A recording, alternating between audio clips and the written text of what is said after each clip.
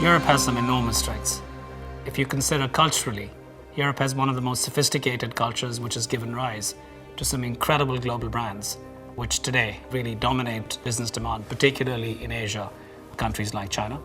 More profoundly, Europe's experience with inclusive growth, with balancing the transition of power, which took place right here in Germany, in fact, right here in Berlin.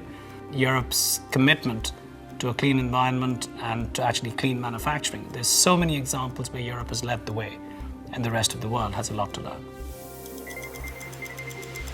It's not for me to be telling European leaders what to do, but I would certainly say that European business as well as European leaders have the imperative to really focus on growth and competitiveness, focus on education, focus on competing for talent on a global basis, and making sure that there is a real emphasis on startups and entrepreneurs, creating an environment which is healthy in which they can operate.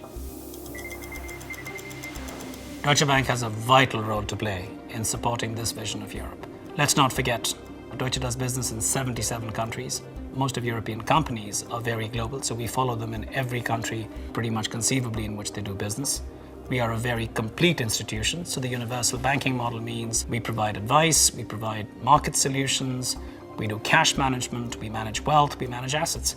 To have a global multi-product bank with all of these capabilities, headquartered in Europe, committed to Europe, I believe is a tremendous asset for the continent.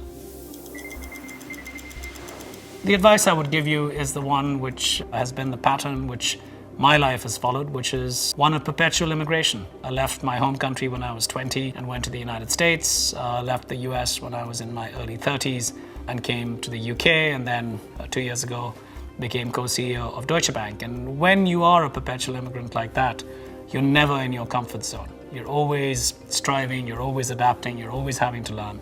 And I think that process just winds up teaching you a lot.